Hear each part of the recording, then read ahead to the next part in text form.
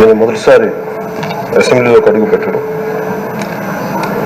ఇలాంటి సుదీర్ఘ రాజకీయ అనుభవంలో దాదాపు 7 సార్లు ఎమ్మెల్యేగాను, ఒకసారి పార్లమెంట్లో అడుగుపెట్టిన మీకు, పంచాయతీరాజ్, టెక్నికల్ ఎడ్యుకేషన్, ఫారెస్ట్, ఆర్ఎండ్ అనేక మంత్రిత్వ శాఖల్ని సమర్థవంతంగా నిర్వహించిన మీకు ఈ సభాధ్యక్షుడు ఈ స్పీకర్ స్థానంలో కూర్చోవడం చాలా ఆనందంగా ఉంది. ఇన్ని దశాబ్దాలు ప్రజలు రాజకీయ జీవనంలో ఇన్ని దశాబ్దాలు ప్రజలు మీ వాడి వేడి చూశారు. మీకు కోపం వస్తే ఋషికొండను చెక్కినట్టు ప్రత్యర్థులకి పదునైన ఉత్తరాంధ్ర యాసలో గుండు కొట్టేస్తారు. ఒకటే బాధేస్తాం సార్, ఇకపైన మీకు తిట్టే అవకాశం లేకపోవడం. కానీ ఇక మీద సభలో ఎవరు తిడుతున్నా దాన్ని ఆఫ్ చేసే బాధ్యత మీ చేతిలోనే ఉంది, మీరే మైక్ ఆఫ్ చేయాలి. అంటే మా చిన్నప్పుడు నేను చూసేవాడు, ఒకసారి అల్లరి చేసే అబ్బాయిని క్లాస్ లీడర్ చేసేవాడు చిన్నప్పుడు మా స్కూల్లో. కానీ ఇన్నాళ్ళు ప్రజలు మీ వాడి వేడి పలుకులు, మీ ఘాటైన వాగ్దాటి చూశారు. ఈ రోజు నుంచి రాష్ట్ర ప్రజలు మీ హుందాతనం చూస్తారు. డిబేట్స్ వెనకాల దాక్కుని సంస్కారహీనమైన భాషలని, భావాలని రకరకాల మాధ్యాల్లో విరజిమ్ముతూ ఉంటారు. దాని నియంత్రణ మీ ఆధ్వర్యంలో ఇక్కడి నుంచే మొదలవ్వాలి.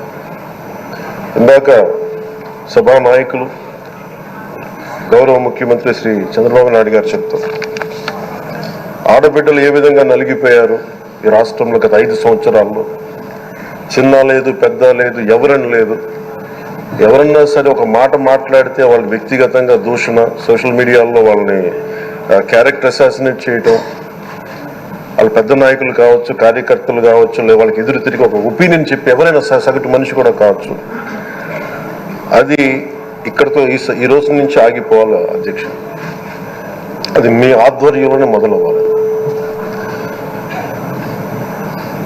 గత ప్రభుత్వం తాలూకు సభ జరిగిన విధానం చూస్తే ఈ వ్యక్తిగత దూషణ ఇవన్నీ చాలా ఇబ్బంది పెట్టే ప్రజలు.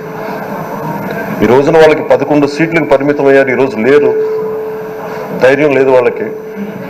విజయాన్ని తీసుకోగలిగారు కానీ ఓటమి కూడా ధైర్యంగా కూర్చుకునే వాళ్ళకి స్థాయి లేదు, వాళ్ళకి పారిపోయారు ఇక్కడి నుంచి. భావంలో ఉండే తీవ్రత భాషలో ఉండాల్సిన అవసరం లేదు. భాష మనుషుల్ని కలపడానికి కానీ విడగొట్టడానికి కాదు. భాష విద్వేషం రేపడానికి కాదు, విడగొట్టడానికి కాదు. భాష విద్వేషం రేపడానికి కాదు, పరిష్కరించడానికి. ఎంత జటిలమైన సమస్య అయినా, భయంకర సమస్య అయినా చర్చల ద్వారా పరిష్కరించుకోవడానికి కానీ వివాదం సృష్టించడానికి కాదు. ఈ సభ ఉన్నది అందుకు.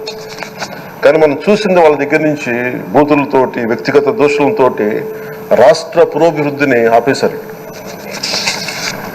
అలాంటి సభ కాకుండా ఇందాక మన పెద్దలు శ్రీ గౌరవ ముఖ్యమంత్రి చంద్రబాబు గారు చెప్పినట్టుగా ఇది భవిష్యత్తుకి ఇది ఒక ప్రమాణం అవ్వాలి. 2047 వరకు ఇంత అద్భుతమైన స్థానంలో మనకి ఆంధ్రప్రదేశ్ తెలుగు జాతి ఉన్నత స్థాయికి వెళ్ళాలంటే ఈ రోజు మనం వేసే ప్రతి అడుగు అది భవిష్యత్ తరాలకు ఒక నిర్దేశక ఒక టచ్ స్టోన్ గా ఉండిపోవాలి, ఒక గిట్ రాయిగా ఉండిపోవాలి. ఈ రోజున ఈ సభలో ఉన్న గౌరవ సభ్యులందరూ చట్టాలు చేయడానికి ఉన్నారు, చట్టాలు ఉల్లంఘించడానికి కాదు. విభేదించడం అంటే ద్వేషించడం కాదు, వాదించడం అంటే కొట్టుకోవడం కాదు. ఇవన్నీ విభేదించడం, వాదించడం ఇవన్నీ ప్రజాస్వామ్యానికి చాలా మౌలికమైన పునాదులు. ఆంధ్రప్రదేశ్ ఆవిర్భావం జరిగి అసలు భాషా ప్రయుక్త రాష్ట్రాల ఆవిర్భావమే మన ఆంధ్ర రాజ్యంతో మొదలైంది. అమరజీవి పొట్టి శ్రీరాములు గారి బలిదానం మీద మన రాష్ట్రం పుట్టింది. 56 రోజులు తిండి తిప్పలు తినకుండా నరకం అనుభవిస్తూ ఆయన బలైపోయారు. ఆయన మరణానికి చేరువవుతూ ఆమరణ నిరాహార దీక్ష చేసిన ప్రతిరోజు మనకి దాదాపు ఈ సుదీర్ఘమైన 6 దశాబ్దాల కాలం, 1.5 సంవత్సర కాలం అంటే ఆయన ప్రతిరోజు చావుకి చేరువవుతూ భోజనం లేకుండా ఆయన గడిపిన ప్రతిరోజు మనకి 1.5 సంవత్సర కాలం. అలాంటి నేపథ్యంలో అలాంటి మహోన్నతుడు శ్రీ పొట్టి శ్రీరాములు గారి త్యాగాన్ని కనుక మనం ఈ సభలో ప్రజా సంక్షేమం కోసం మాత్రమే చర్చలు జరగాలి, వాదోపవాదాలు హద్దులు దాటకుండా ఉండాలి, వ్యక్తిగత దూషణకి తావివ్వకుండా ఉండాలి.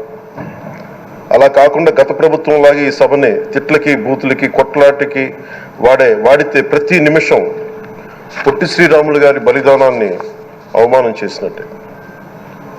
ఒక గొప్పవాడు, ఒక మహానుభావుడు బతికినప్పుడు మాత్రమే కాదు, చనిపోయిన తర్వాత కూడా కొన్ని తరాలు ఉపయోగపడతారని నిరూపిస్తారు. అలాంటి కోవకు చెందిన మహానుభావులు ఆంధ్ర రాష్ట్ర సృష్టికర్త, భాషా ప్రయుక్త రాష్ట్రాలకు శ్రీకారం చుట్టిన ద్రష్ట, అమరజీవి శ్రీ పొట్టి శ్రీరాములు గారి స్మృతిలో ఒక విలువలతో కూడిన ఒక సత్సాంప్రదాయాన్ని తెరలేపుతూ మీ ఆధ్వర్యంలో ఈ సభ జరగాలని, ఈ 5 ఏళ్ల ప్రజా ప్రస్థానంలో ఈ విలువైన 5 ఏళ్లు రాబోయే తరానికి గొప్ప భవిష్యత్తునిచ్చేలా, అన్నం పెట్టే రైతుకి, కౌలు చేసుకునే రైతుకి, రైతు కూలీకి అండగా ఉండేలా, మహిళలకి భద్రతతో పాటు ఉన్నత స్థాయికి ఎదిగేలా, ప్రభుత్వ ఉద్యోగులకి భద్రత కల్పించేలా, పశువు పక్షి ప్రకృతి సర్వజనులందరికీ కూడా మతాలకి ప్రాంతాలకి అతీతంగా సుభిక్షంగా అభివృద్ధి పదంలో ఆంధ్రప్రదేశ్, ఆంధ్ర రాజ్యం అద్భుతమైన ప్రగతి సాధించేలా ఈ చర్చలు సాగాలని కోరుకుంటూ, సభాపతి అయ్యన్న పాత్రుడి గారికి మీ ఆధ్వర్యంలో ఈ సభ ఒక సరికొత్త సాంప్రదాయానికి, సత్సాంప్రదాయానికి ఇది తెరతీయాలని కోరుకుంటూ మీకు మరోమారు శుభాభినందనలు తెలియజేసుకుంటాం.